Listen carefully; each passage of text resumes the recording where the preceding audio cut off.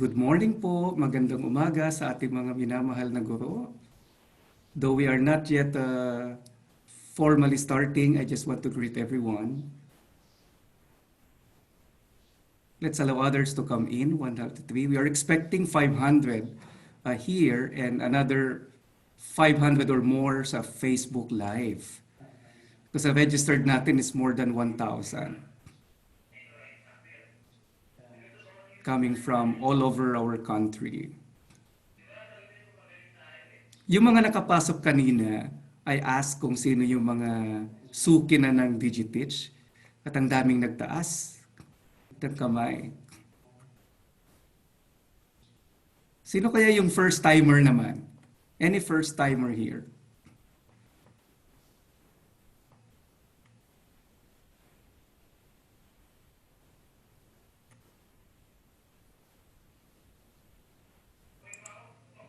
All right, I think that's it. We can start. So for those who are here and those who are just coming in, good morning, everyone. My name is June Roy. I'm currently the head of the Programs Committee of Philippine Society for Talent Development. I also work as the HR consulting head of Nomura Research Institute. It's a Japanese consulting company. And I'll be your anchor today. And my role is to introduce the program and turn it over to our moderator before our speaker. So again, good morning to all our beloved teachers. So welcome to our Oplan Hope program. So before that, let's have a short activity about a demographic check of our participants. There are now 166. So can we have a short poll, Jen? Check natin sino-sino kaya yung mga nandito. So nakikita nyo po yung demographic check. Just simply choose kung kayo po ay nasa public or private, currently teaching in primary or secondary, tapos ano po yung age group. I'm waiting kung mayroon sanang 61 to 70. Talagang passion na yon. And then where you are located, Luzon, Visayas, or Mindanao.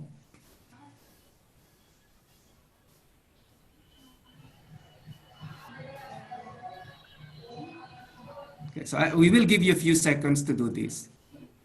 20 seconds, you can actually finish it.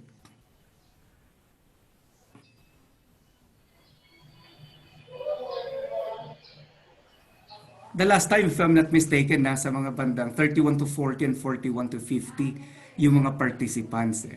So what about today?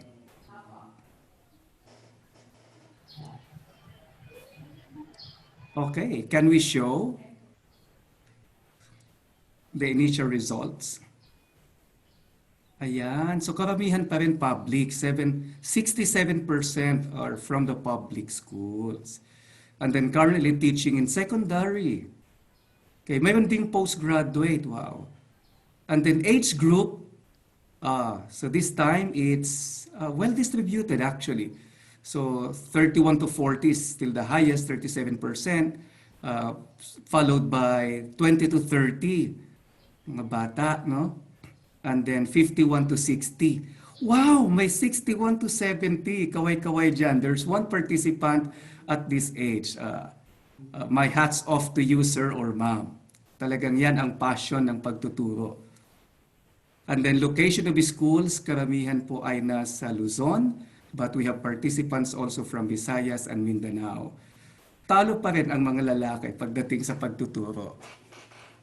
Marami pa rin ang mga female teachers, 79%. All right, so at least we have an idea who are here and who your co-participants are. So what we are doing now, as we explained before, this is part of PSTD's Oplan Hope. It's our program to help now and gain later. So kumbaga parang ambag po ng PSTD sa sambayan ng Pilipino para matulungan yung ating mga talent developers, which include our members of the academe, to transition to what we call the new normal. Especially so that halos lahat naman tayo ay been in corporate training for more than 25 years. Pero only recently talaga na-expose sa ganitong environment. So we are all transitioning, and PSTD is here to help in terms of helping you transition to the new normal. Paano mag-facilitate, paano magkaroon ng virtual learning, and all of those. So what we have done, for those who are not probably aware, we have run and organized more than close to 50 classes, webinar. And we have attended and reached out to more than 13,000 Zoom attendees all over the country. Wala pa dyan yung mga nasa Facebook Live. So sa mga nasa Facebook Live ngayon, good morning po. And then 780,000 minutes viewed in Zoom. And then sa Facebook Live naman, 235,500 plus kasi it's ongoing. Then you can see here on the left side some of the programs that we have done for our talent developers. Then you can check out more details in our website and in our Facebook page, facebook.com/mypstd. Then you can also follow us on different channels. Mayroon tayong YouTube, mayroon tayong Facebook, mayroon din tayong website. You are part of our community po, mga minamahal naming guro. There was a time that PSTD is known for corporate training, but since last 2 years, I was part of the team that redefined the scope of PSTD. Kaya dati Philippine Society for Training and Development, we now call it Philippine Society for Talent Development. So that means the talent development po, may ecosystem of talent developers. Nandyan yung mga corporate trainers, yung mga nasa HR, nandyan din yung mga nasa NGO, nasa government, nandyan din yung mga nasa academe. Katulad nyo po, you are part of the talent development community in our country. And that's why we are having this program for you, which is called DigiTeach. So sa mga naka-attend before, we are following a simple model of how to prepare our teachers into this new normal. So we prepare the mind, we prepare the heart, we prepare the hand, and most importantly, we also prepare the entirety of our being represented by our souls. So nagkaroon po tayo ng basics of teacher well-being, nagkaroon din ng upholding responsible digital citizenship. In the academe, I was also there as one of the anchors. And then, mayroon tayong power of emotionally intelligent teacher. So kung preparing the heart, although this will be properly introduced, dalawa yung naging scope po natin dito. And today, this is about Grisiliency, thriving in adverse conditions, and this will be facilitated by JP, who will be introduced later on. So I'll talk more about that through our moderator. But let me also talk a little about yung chillax natin. You can also join every Friday night. Mayroon po tayong chillax. Chillax is a different way of learning. So chill lang, hindi siya talagang formal. Minsan may PowerPoint presentation, minsan kwentuhan. But it's our way of saying that fun and learning can collide and can intertwine for themselves. No? Pwede tayong matuto by having fun at the same time. So may mga games po dyan. And this is one template that you can actually do. Okay.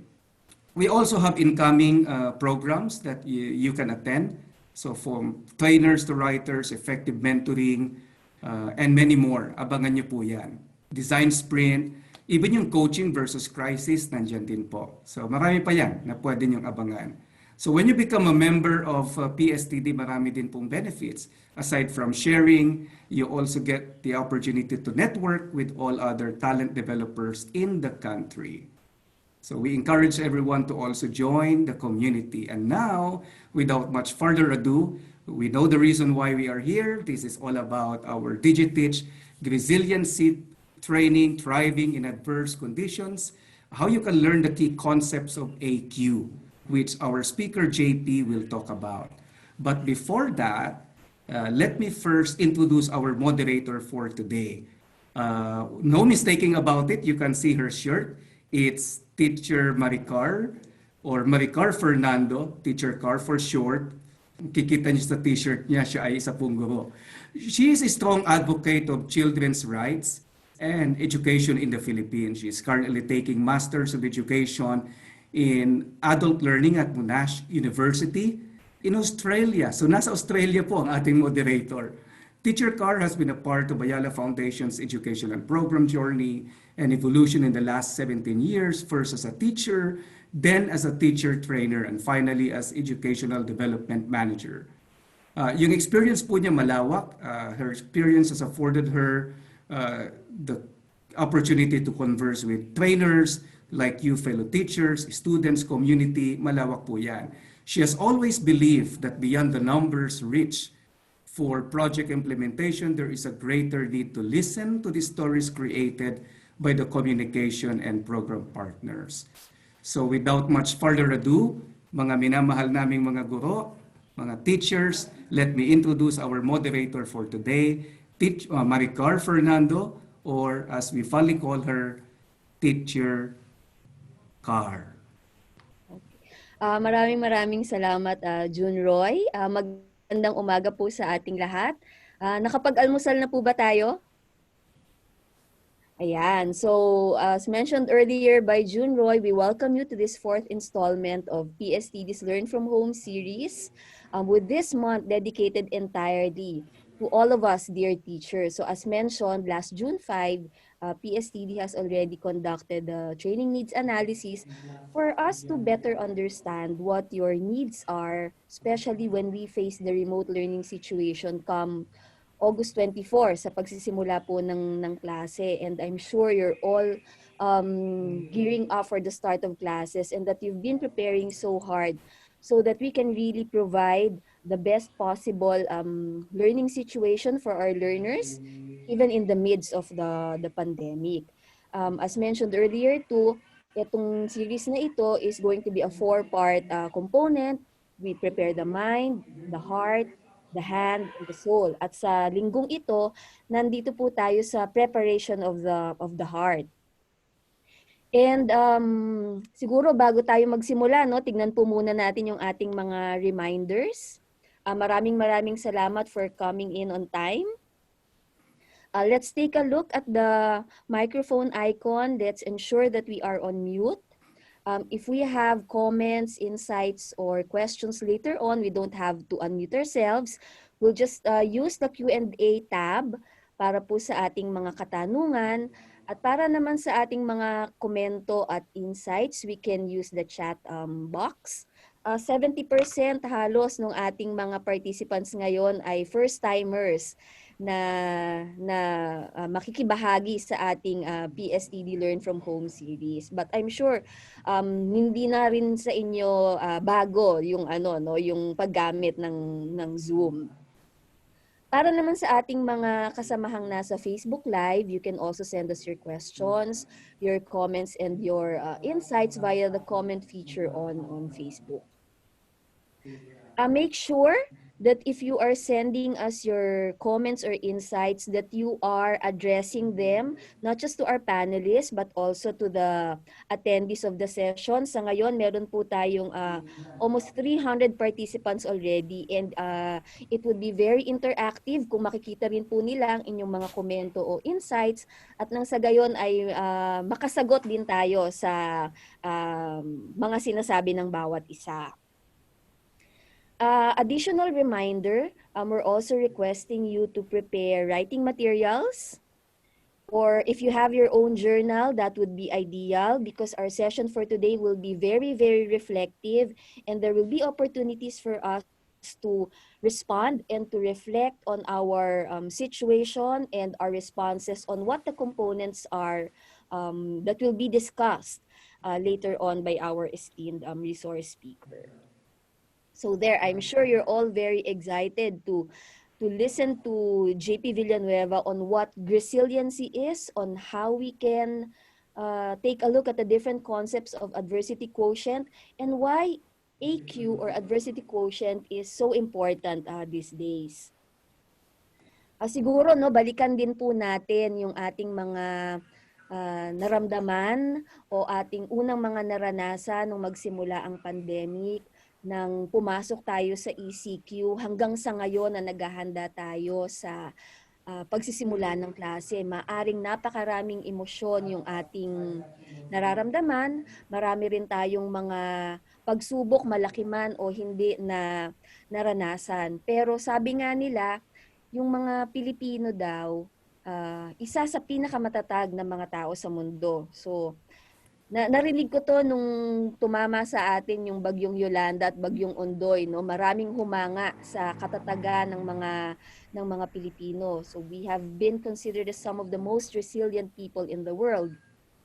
Pero ngayon, bagong karanasan, bagong krisis yung ating kinakaharap. Paano nga ba natin higit mauunawaan? Paano natin ito kakaharapin? Paano natin ito malalagpasan?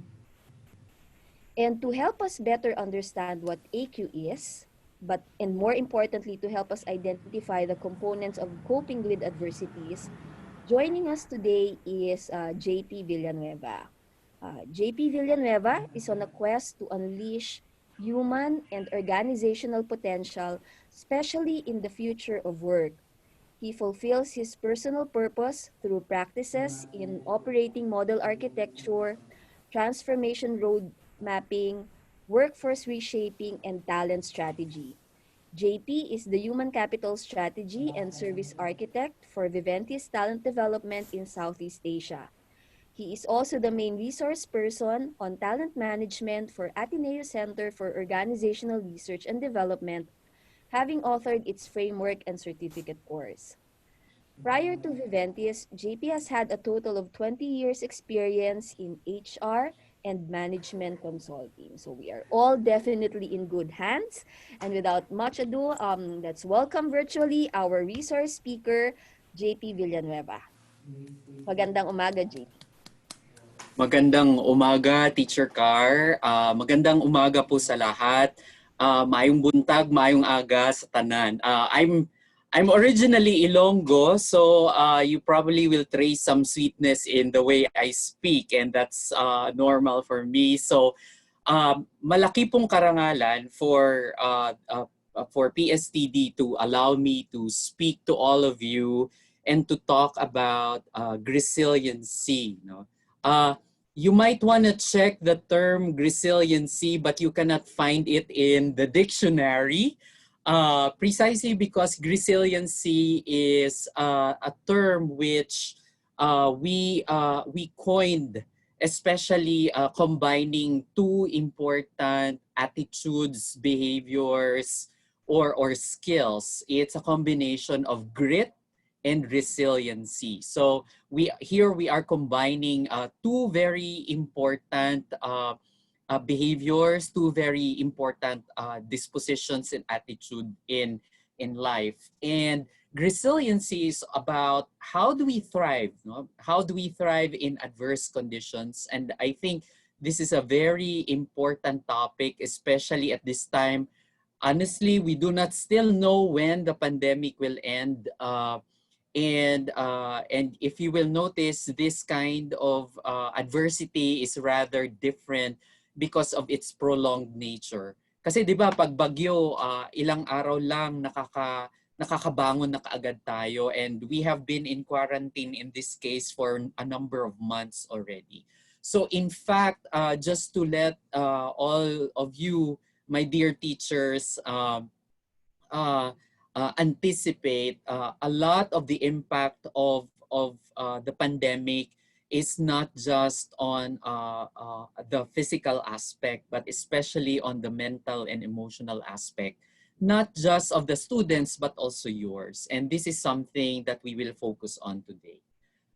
I'd like to say hello again to all of you, and my main task, and perhaps as what you have heard from Teacher Carr, my main task really for all of you is to hopefully I can help you get unstuck and unleash your potential. This is my own personal purpose that I have defined, and I wish that I will be able to do that in such a short period of time. Adversity quotient is such a huge matter to discuss. In fact, we will merely scratch the surface. An hour of discussion today might not be enough for adversity quotient, but I will very much focus on the most salient elements of adversity quotient today. And I would love it that you participate greatly in a number of things. And also, Teacher Carr will help me read out your reactions, read out especially a number of your own personal experiences through the chat function of Zoom. So let's start. First off, I'd like to share some pandemic experiences from a number of people that I have done a survey with about 2 months ago. Okay, and I'd like to ask everybody, the moment I show some data here, I'd like you to also um, share or perhaps react if you can relate. And Teacher Carr will help me check out your own experiences in the chat box. So I gave a series of questions to a number of professionals 2 months ago, and it has a time element and at the same time a checkpoint. So let me share to you a scatter plot based on the answers of the participants who joined in that survey. Most of them, if not all of them, are professionals. And the first question that I asked them is this one. Okay.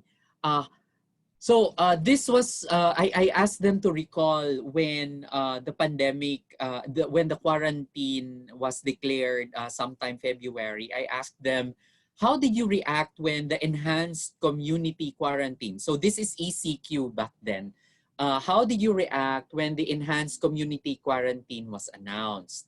And let me show to you a scatter plot of how most of the people during that time that I surveyed responded. So a lot of them were disturbed. A lot of them were very much worried. Others are in dilemma because they don't know whether they will go home to their respective provinces or will want to go back to Manila or not. Some are afraid, very much afraid and shocked with what was going on. Others are very much sad about the situation. Also, there are those who try to think positively about the situation. They instead thought of how to cope. Others resorted to prayer.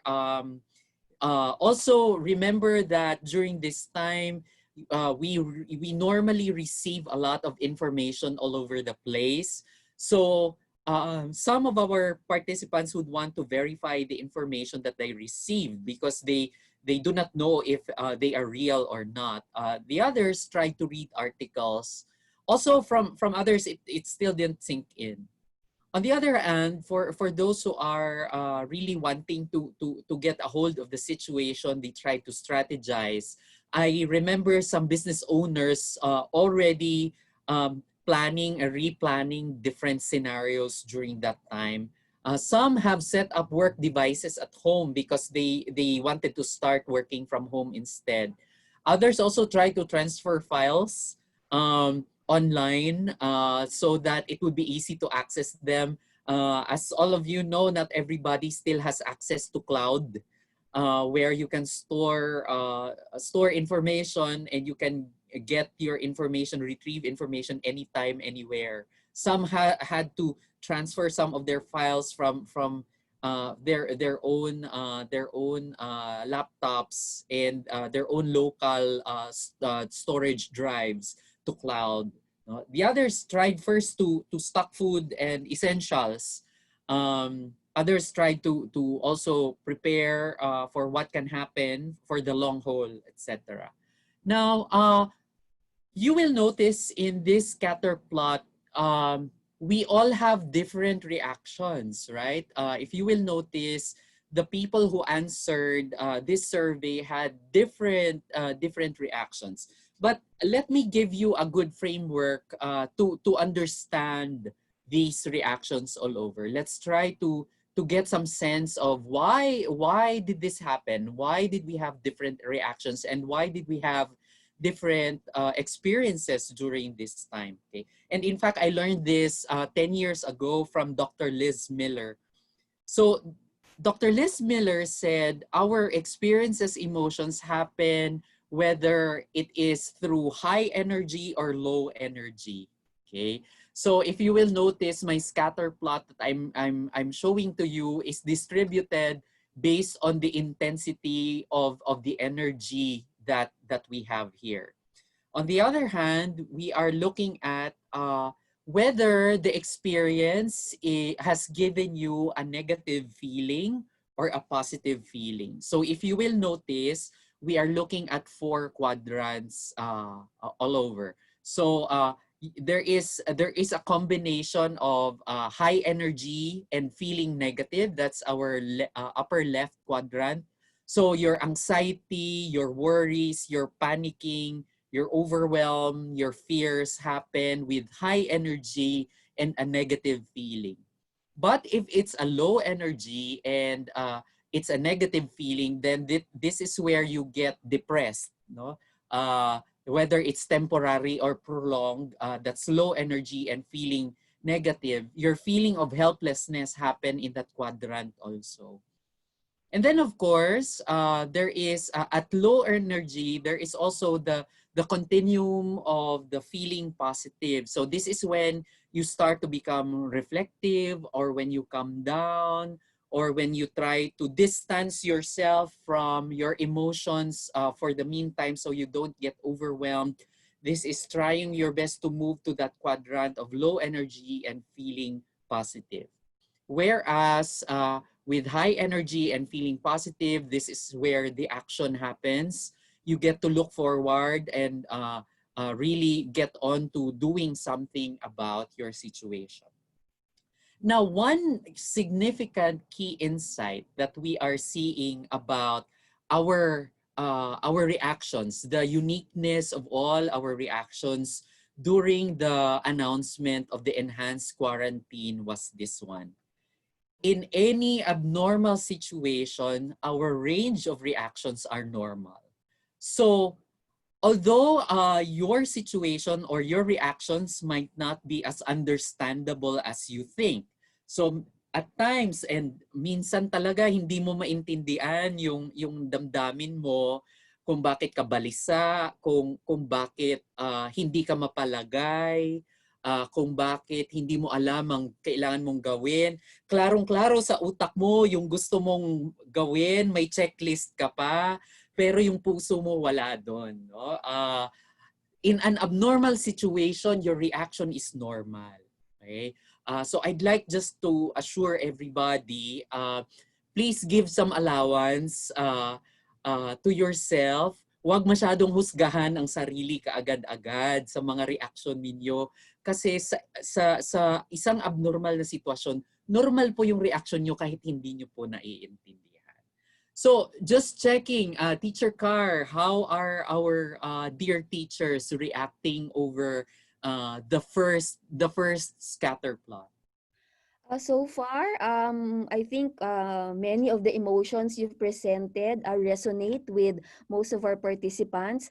Pero yun nga, katulad ng sinabi mo, hindi lang din sila nasa emotion state, pero meron ding mga gumagawa ng action. So, at meron ding nagsabi na because of the situation, nakita niya na mas nagkaroon siya ng mas maraming oras para sa kanyang pamilya, which is a positive thing to do. And I think Correct. showing this one is also very affirming for our participants na normal nga na maramdaman ang mga ganito sa abnormal na mga situation.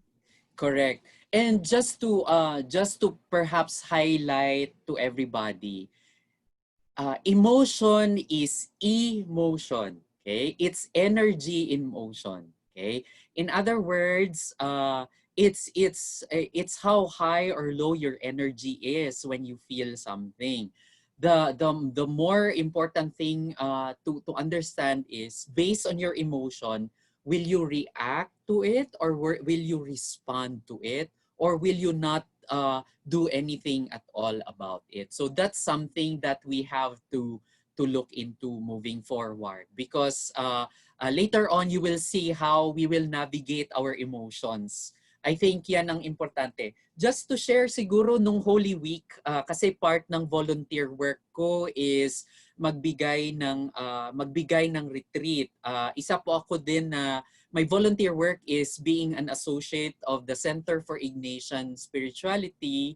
I work with the Jesuits and other volunteers to provide retreats to a number of participants. Meron po akong retreatants na frontliners nung Holy Week. Siguro, and I consider, in fact, I consider all of you teachers as frontliners also. And one thing about frontliners is this, your main concern actually, your main concern often is a huge percentage of your concern is not about yourself. It's about your students, it's about your patients. If you are a doctor, it's about someone outside yourself. And what I notice about frontliners is that they are positive about those in their care, no? Wag po nating kalimutan yung self-care. We cannot give what we do not have. I think importante din na naaalagaan natin yung sarili nating damdamin. Kaya importante na usapang puso po yung topic natin today. Di ba, Teacher Car? Importante yon. Yeah, oo. Siguro banggitin ko tong sinabi ni Teacher Michelle. Sabi niya, medyo nayanig pero di natinag. Yan. So, that's important. That is, I would consider as self-awareness.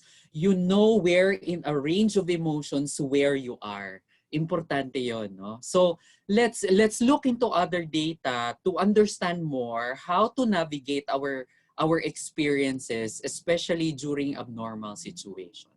So I asked my survey respondents a second question. I asked them, how did you cope 2 weeks after the implementation of the community quarantine? So compared to the previous scatter plot, you will see here a different set of emotions or a different set of experiences also. Okay? Yung mga nakapag-experience ng mahabang anxiety, all the more nagiging paranoid. Remember, this is 2 weeks after the declaration of the quarantine. Kasi sanay tayo sa 2 araw, 3 araw, 5 araw lang na adversity. Pero 2 weeks na. Okay? 2 weeks na yung ECQ.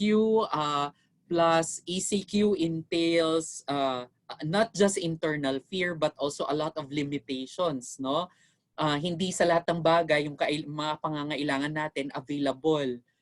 For example, pupunta ka ng supermarket on your own kasi ikaw yung may passes, pero may mga pangangailangan ka na ubos na, bakante na yung shelf, etc. So ang daming limitasyon, no? So minsan nagiging paranoid ka, worrying.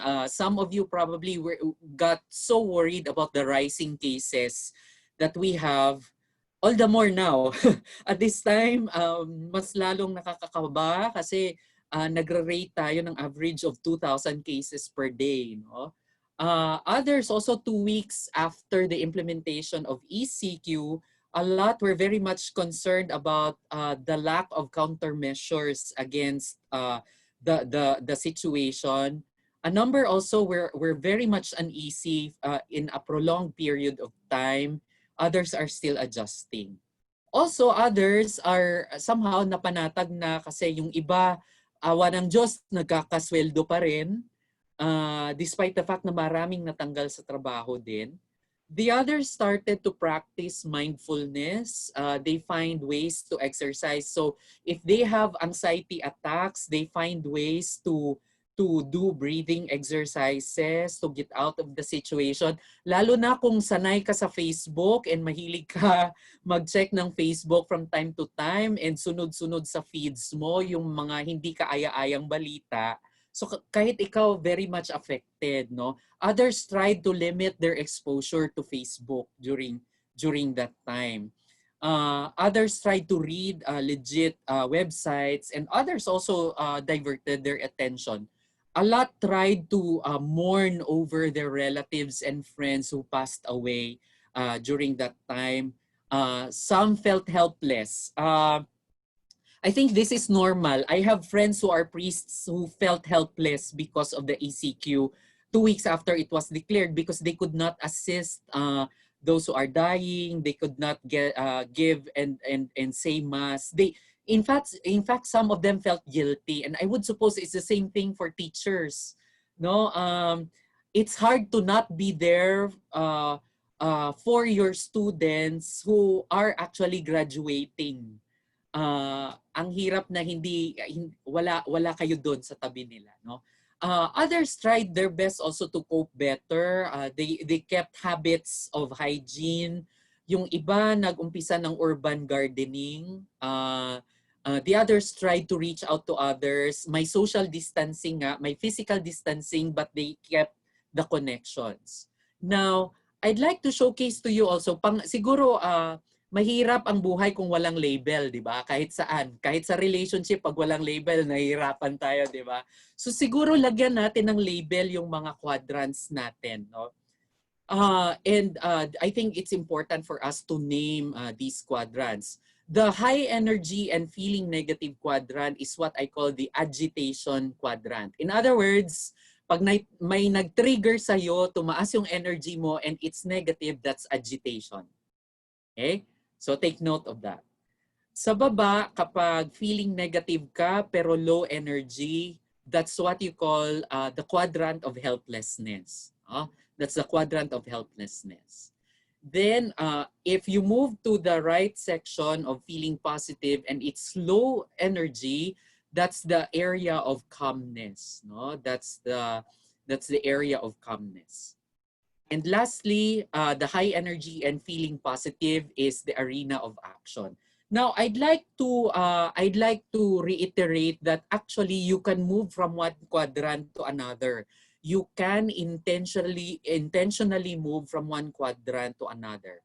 Mostly, pag nag-trigger sa'yo, you start with the agitation quadrant, but you can move your experience down to feeling positive and low energy. That's what I noticed in the movements because I check how different from my survey participants, how different are their experiences during the declaration of ECQ and 2 weeks after.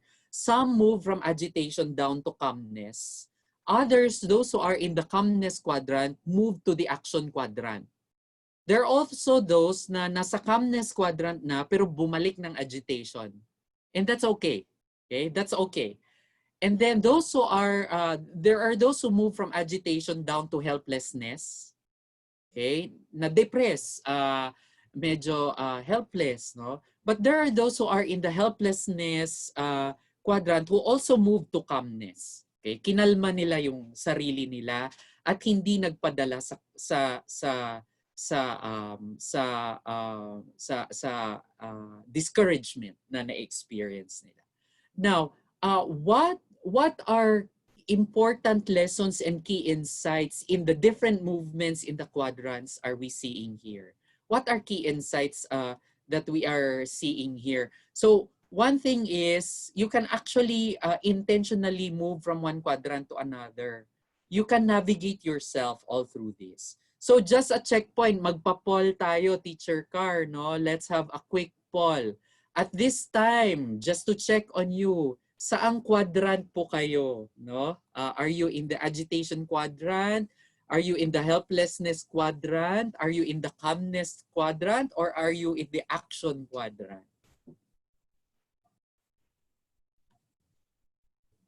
So, yung poll natin just popped up. So, please answer your quadrant at this point in time. So, importante na may self-awareness tayo ng sarili nating experience.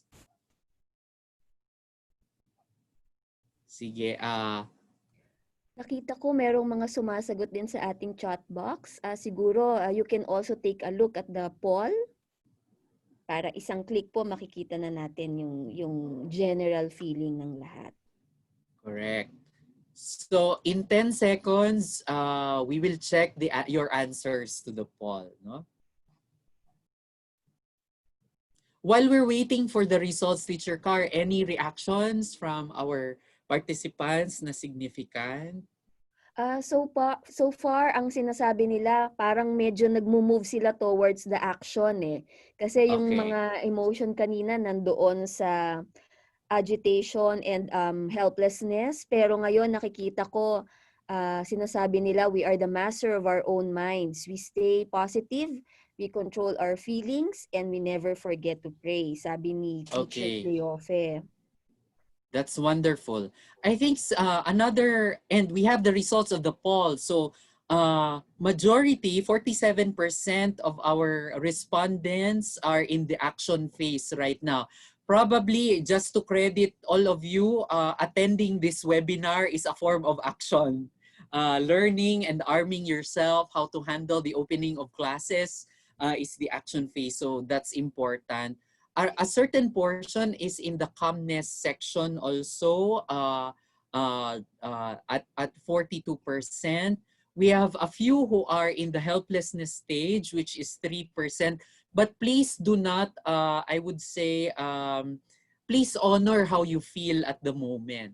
Okay? Please honor how you feel at the moment. If you feel helpless, and actually there is one Buddhist nun who called that place as groundlessness, no? Parang wala kang solid ground na kinakatayuan, no? And that's a normal feeling during this time. Others are still in the agitation quadrant, which is at 8% also. So it's important and it's good that you know where you are, because the moment you know where you are, you know also where you want to go. Okay, so that's very, very good. So again, just to summarize um, uh, our key insights for the second quadrant, we can choose to stay in one quadrant or move to another. Okay, pero I just have a warning. Okay, moving from one quadrant to another is one thing. It's also another kung pinipilit mo, no? Uh, there are times we want to escape the agitation phase. Okay? Please be a lot more compassionate with yourself.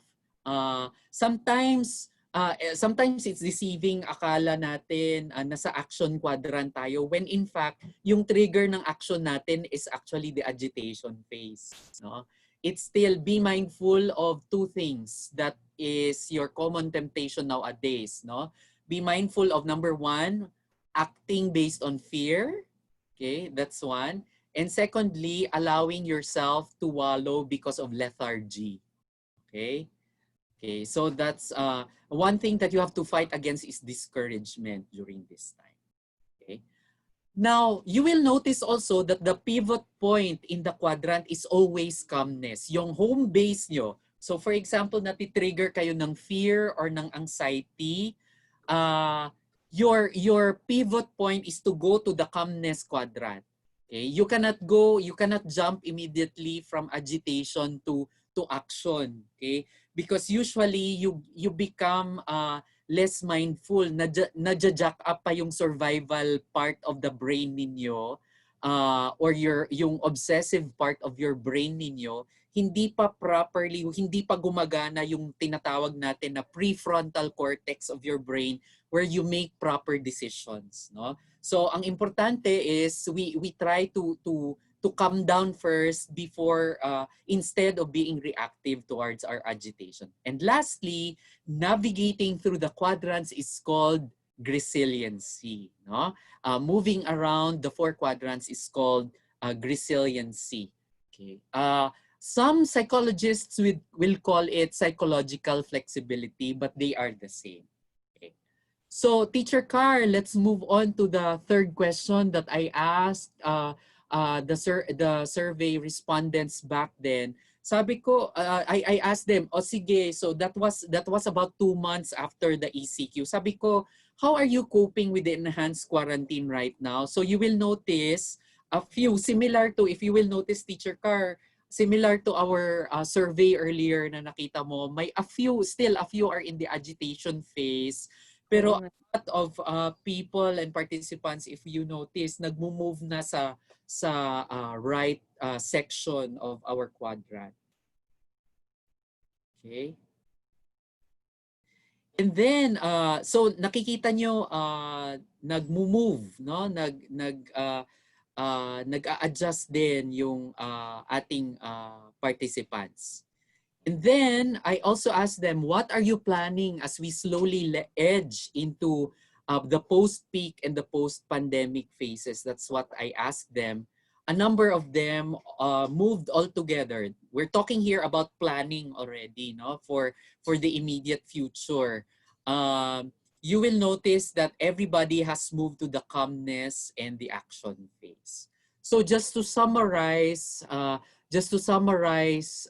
learnings through this survey, no, let me show you a quick view of the unique reactions. One thing that we have to understand is we have unique reactions depending on the different phases of the pandemic. 'Di ba? Sa umpisa pa lang, in the first phase, phases 1 to 3, na hindi pa nag-declare ng quarantine. Yung iba curious, yung iba in denial, yung iba business as usual. Pero nung nag-start na yung cases, a lot of us became anxious, became fearful, became overwhelmed. We're somewhere here, phases 5 and 6. Nandito pa rin tayo, no? Sa phase 5 and 6. Some of us became creative. I don't know if some of you have experienced cooking a new menu. So I wonder how many of you discovered na ay marunong pala kayong magluto ng ibang putahe. Kasi may napapansin. Also, perhaps may mga napapansin kayo na bagong talent sa sarili nyo. Others were grieving. Others were concerned also of their relatives, of their friends who are out there. And then post-peak, some are starting to be cautious. Others are very empathetic of the situation, especially of frontliners and those who are sick. Others right now, during this time, nagiging irritable.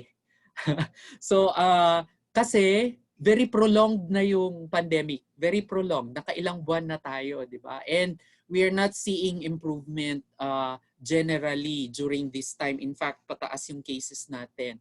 The key here is we need to know ano yung estado natin, no? And we have to understand also what will possibly be the new normal, what are new habits that I will do, because honestly, you will not be teaching in the same way that you used to teach. Once the school year has started, the way you have taught in the past will not be the same way. It will be different. No, you will need to use a lot of blended learning methodologies moving forward. And what's a new way of relating moving forward? No? So that's something that we have to take notice about. So key things. What is Grisiliency? No, it's grit plus resiliency. It is both defense and offense. Your defensive stance when faced with adversity is called your adversity quotient. In other words, pag kunyari, para kang may kalaban, yung pandemic parang kalaban. So kung may kalaban ka na kinukumpronta, that's your defensive stance, di ba? That's which is adversity quotient. But your offensive stance, to dig deep and do whatever it takes. So it includes sacrifices, struggles, suffering. Minsan nanonotice ko quiet suffering, no? Quiet suffering because we cannot do anything about the situation. In order for us to achieve our most worthy goals in the best ways, is what you call your grit. So that's a kind of skill, an attitude, and disposition all over. Teacher Carr, checking out on our reactions of our participants, how are they so far? So far, nandoon sila sa movement from calmness to action. Gayon din dun sa ating mga participants sa FB. Nakikita ko nandoon sila sa calmness quadrant. Maganda rin yung sinabi ni Teacher Mary Geraldine. There's acceptance that this is already the new normal. So adjustments are being made by individuals. Meron ding sinabi, yung isa nating kasamahan na bukas hindi rin natin alam kung ano yung mangyayari. So That's true. talagang it's like a roller coaster of emotions. Pero banggitin ko rin, yung katulad ng sinabi mo kanina, baka marami rin tayong nadiscover sa ating mga sarili. Yung isa, nagsimula siyang mag-bake for the first time. O, carrot cheesecake Yes. pa with walnuts yung kanyang ginawa si Teacher Leia. So isa pa rin ito sa maaari ring maging source of income, no, kung sakali para sa mga nasa tahanan. So ako halimbawa, I tried looking at the creative side. Habang nag-aaral, pag break time ko ay dahil hindi makapunta sa mga art gallery na gusto kong mapuntahan, I just made do with what I have at home, kasama yung mga housemates ko. Correct. So, there, if you will notice, I think that's very Filipino of us, no? Because I think, and especially for our dear teachers, do not forget that you have the ability to learn. Okay, you have the ability to learn, and learning, wearing your learning hat as at all times would allow us to grow, even in unlikely situations. Okay, so we'll proceed now to perhaps some question is, okay, how can we properly deal with adversity? I think this is the skilling part already, and a lot of the discussion that will happen here is mostly self-reflection. So I'd like to ask our dear teachers to prepare your journal, your pen and paper, because I will ask you to do a few things. So I will teach you a few skills on adversity quotient. I will teach you the core of adversity quotient. But a quick reminder, adversity quotient actually is in itself, we have actually an assessment for it. It has been tested through the years, and if in case you are interested about these things which you can apply in your schools, especially for your students, please reach out to me about such assessments. No, in fact, there are a number of schools who reached out to us on how we can train students in adversity quotient. So some of the basis of adversity quotient is based on brain science. So some of the findings that we saw in our study, adversity quotient is handled by Dr. and authored by Dr. Paul Stoltz in the U.S. and he is the pioneer in studying adversity quotient. So some of the key findings, especially coming from brain science, number one, we respond to adversity in hardwired patterns. So in fact, one of the key things, especially when we are survival mode, tatlo lang naman ang reaction natin. It's either we fight it, or we run away from it, or we freeze. No? So ito yung fight, flight, tsaka freeze na reaction. So we have hardwired patterns. Kaya minsan hindi rin natin naiintindihan kung bakit may gusto tayong gawin, iba yung default mode ng utak natin. Secondly, we are often poor judges of these patterns. So wag agad-agad husgahan ang sarili, no? Because really we are poor judges of these patterns. Perhaps our initial intention is to simply stabilize the situation. Third, however, is that these patterns can be measured. As I told you earlier, there's a way to measure your adversity quotient. And at the same time, these patterns can be rewired and improved. And what I will give you today would be the key skills where you can rewire and improve your adversity quotient. We will take advantage of the plasticity of your brain. Yung brain natin is plastic, meaning to say it can be molded. Kahit na adult face na tayo, it can still be molded. No? I remember one friend, matanda na siya, dati siyang professor. One of his colleagues visited him. Sabi niya, "Sir, bedridden ka na. Pero ano yung mga nakapaskil sa harap ng bed mo? Bakit ka merong ano, he's about 93 years old. So, ano po yung ginagawa nyo? Actually, sabi niya, yung nakapaskil na yan, those are Korean characters. Why do you have those, sir?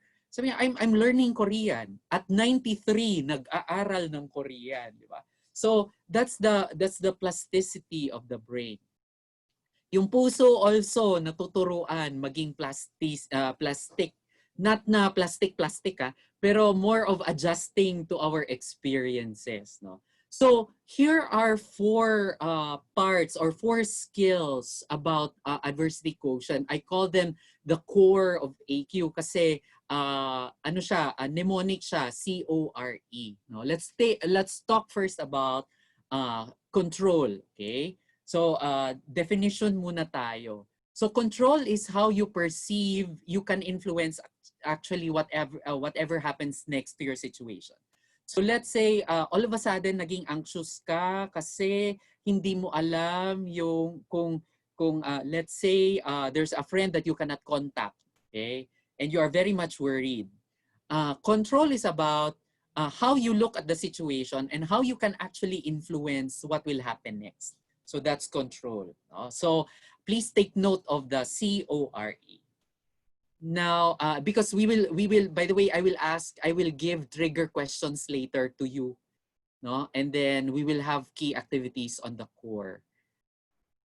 O is what you call ownership. Okay, ownership is you will do anything to improve the situation regardless of your formal responsibilities.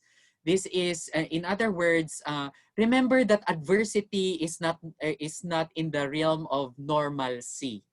Okay? So in other words, merong abnormal situation and we will need to improve that situation regardless of our formal responsibilities. That's ownership. Okay? R is reach. Okay? So reach is how you perceive an adversity will reach into and affect other aspects of your situation and beyond.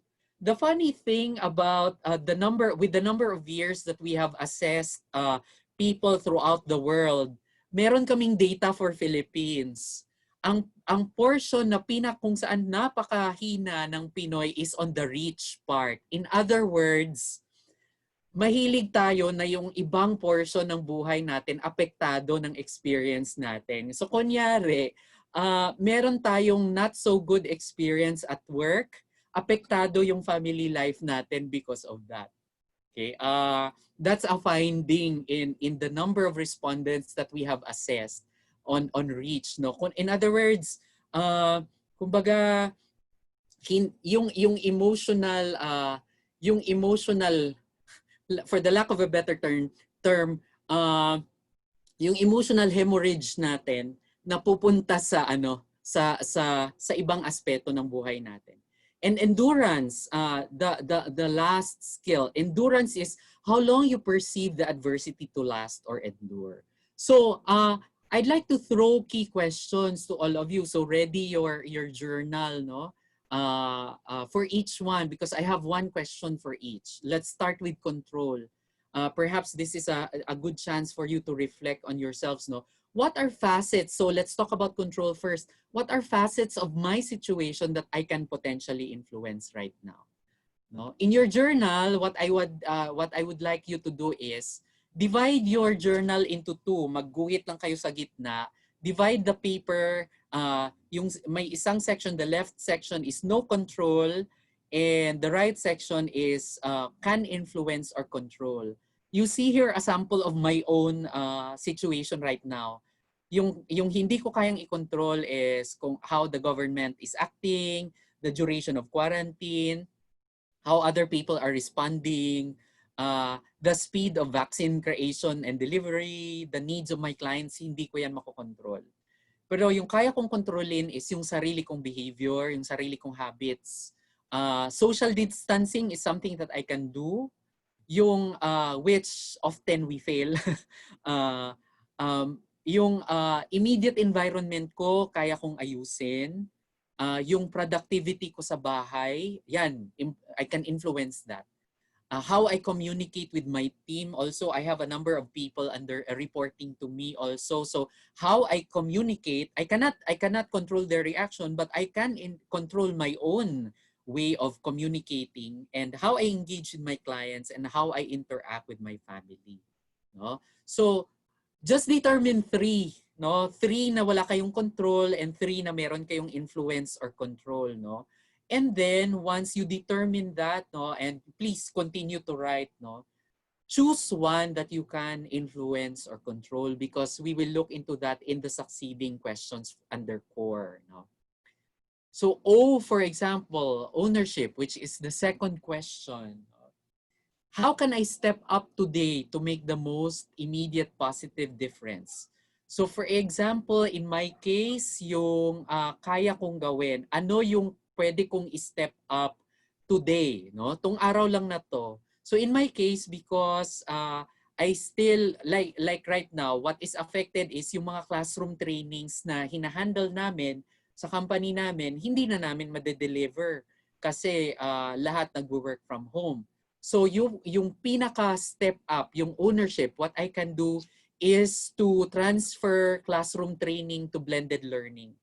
In fact, to the point na tumutulong na ako sa ibang companies how to move their classroom training to blended learning. So I help out a number of companies move to how can we make use of technology, you know, what's a better way? Kasi kung mag-move ka ng classroom training to blended learning, talagang mag-overhaul ka ng buong design, ng buong syllabus mo, no? So that's ownership. That's your second question. How can I step up today to make the most immediate positive difference? And then let's talk about reach. How do I make sure my work adversities do not affect my home life and vice versa? Okay, I think you have to check that with you. In my case, ako, I make sure that I put time limits. Kapag tapos na trabaho, tapos na trabaho. Pag patong ng 6 o'clock, stop na because that's my time to meditate also. That's my time to relax.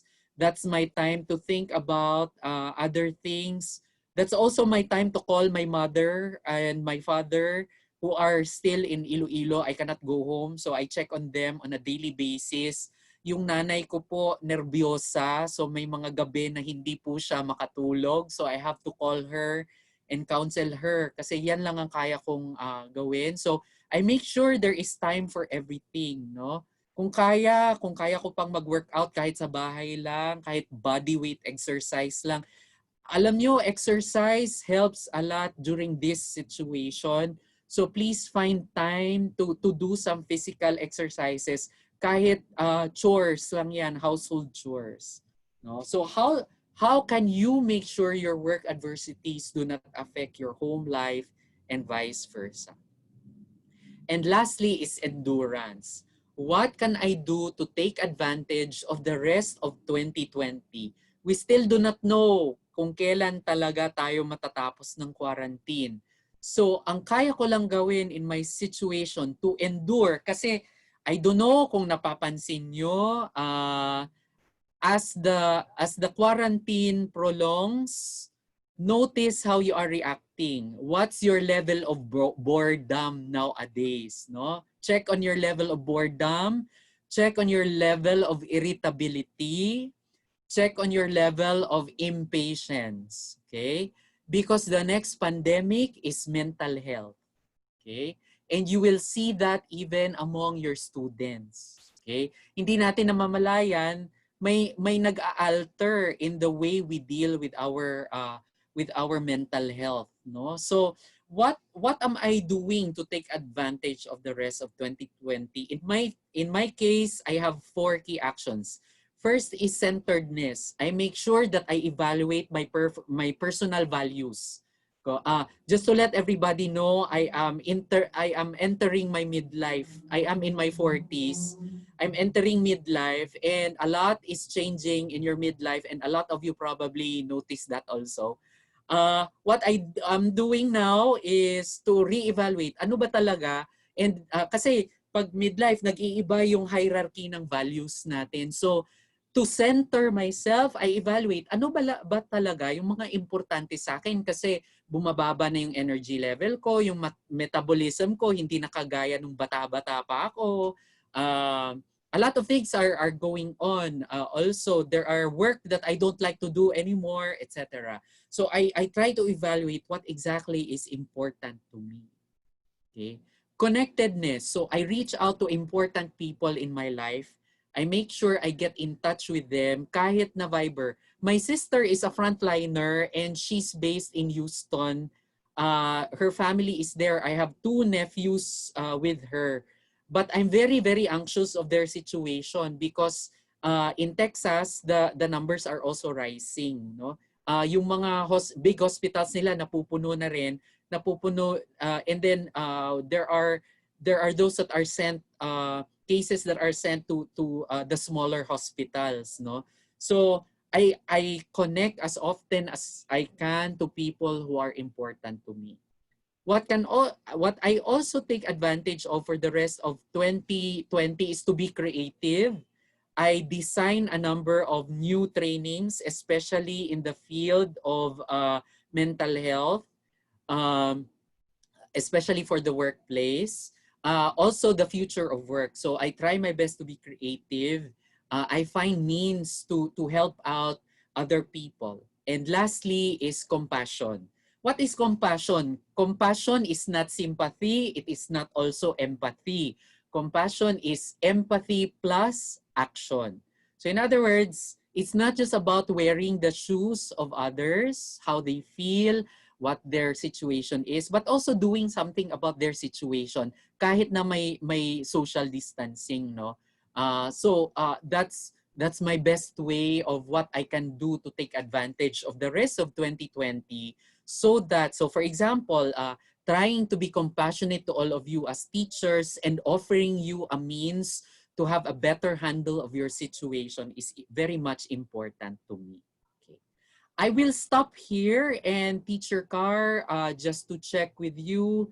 Let's check on our participants and by all means we can also start our Q&A during this time.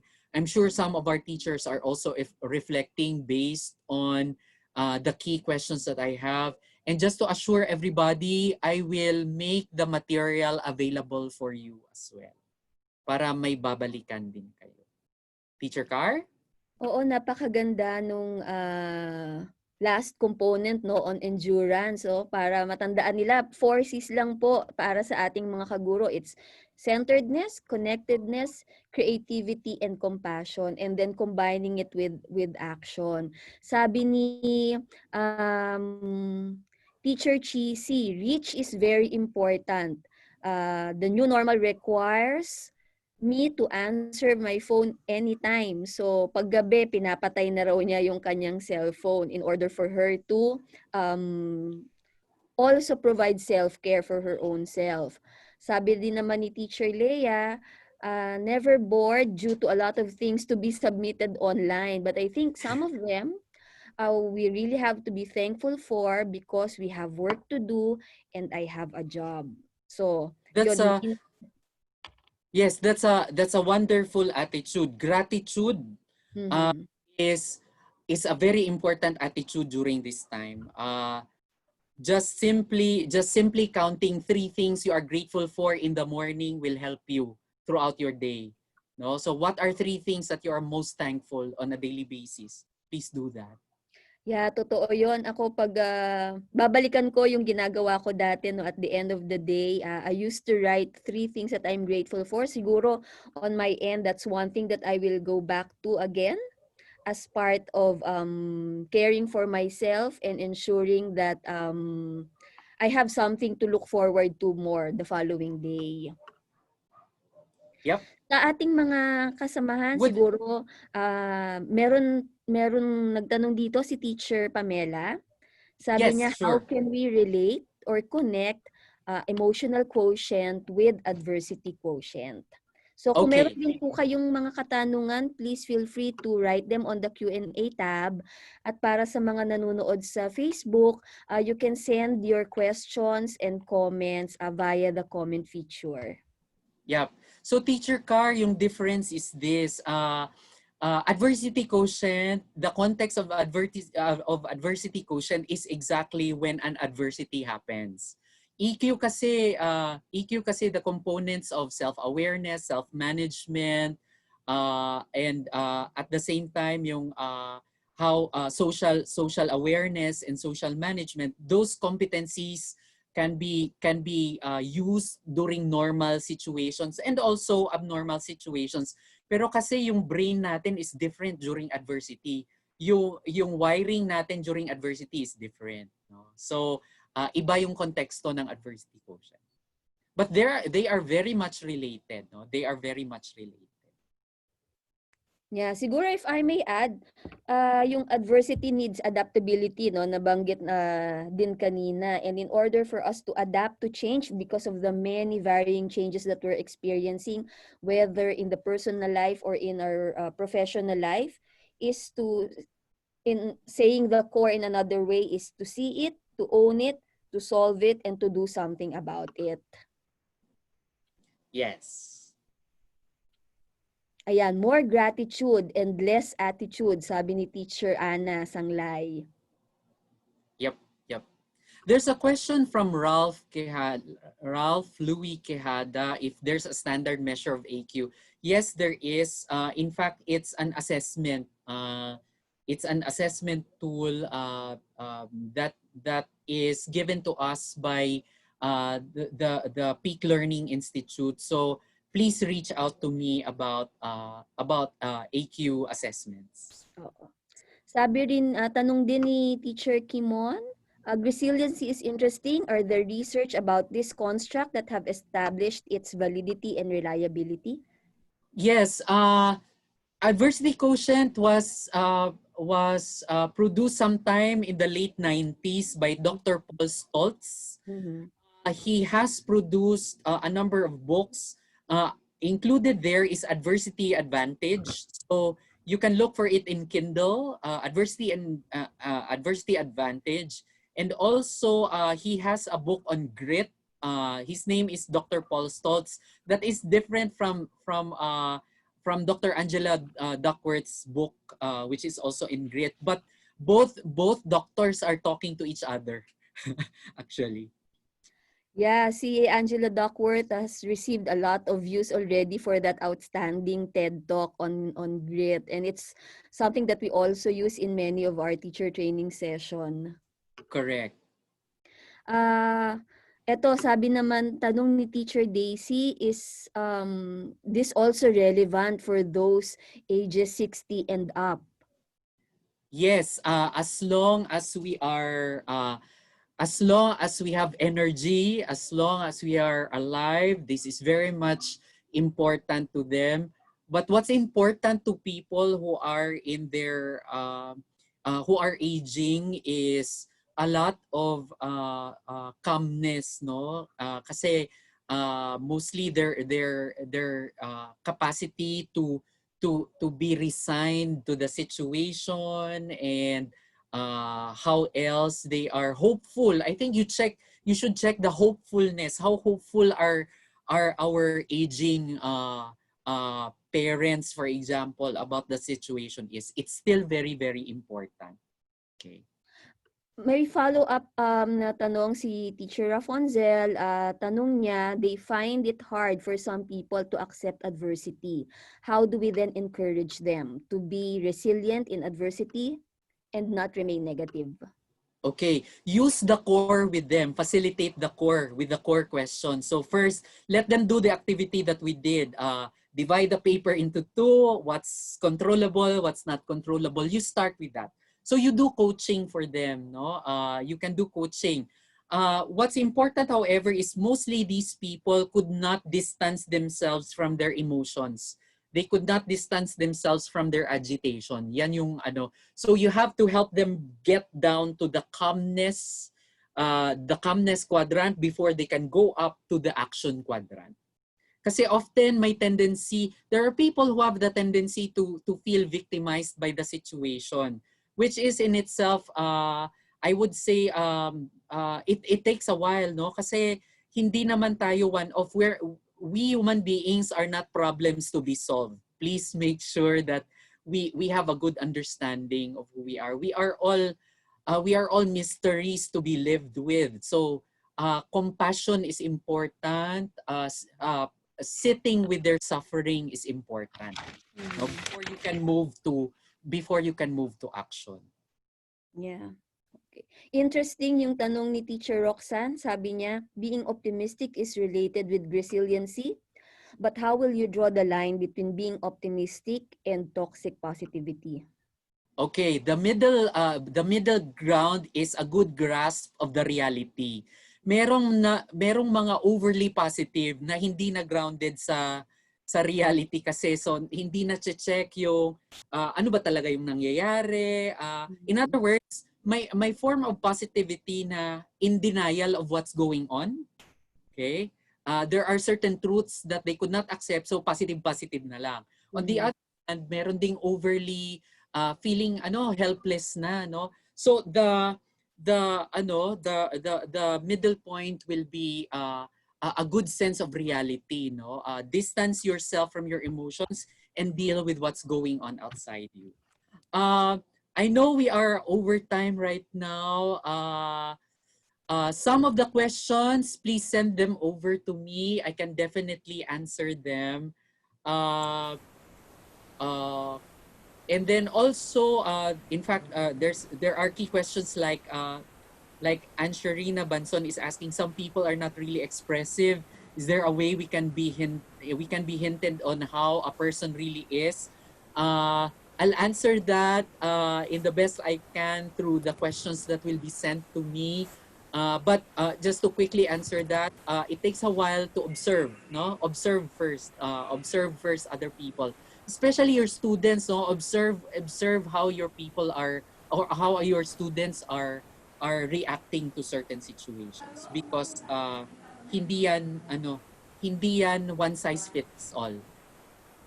Yes, maraming salamat. Hindi talaga magkakasya yung ating talakayan sa loob ng isang oras, because this is a very interesting topic, very timely, and really touches on a lot of things, for not just for teachers but for every one of us. Para sa mga nagtatanong regarding the certificates, the survey, the post-evaluation survey will be presented as soon as we end the Zoom meeting. Please respond to that, and then PSTD will issue the e-certificates to you. So yun nga, kung meron pa po kayong mga katanungan, we can reach out to JT Villanueva. Napakaraming mga dapat iproseso pagkatapos nito. I'm sure you will Yes. continue reflecting on the 4 questions earlier. Siguro tandaan lang po natin yung core. It's control, ownership, reach, and endurance. Correct. And I really wish we have more time to discuss. I know some of you have follow-up questions kasi like for example, I saw just one reaction. It's hard to observe in a webinar. There are techniques there supposed to be, but we hope to find time, and please send out your questions. I hope I can answer them in the best way I can. You can also connect with me through LinkedIn. No, you can look for me in LinkedIn. Thank you. yes, maraming salamat po sa ating mga guro. Please stay tuned for the evaluation link, and then next week we're going to prepare the hand, and then the final sessions for July we will be preparing our soul. So from all of us here at PSTD, maraming salamat po. Magandang umaga sa ating lahat, and stay well everyone. Magandang umaga. Thank you very much.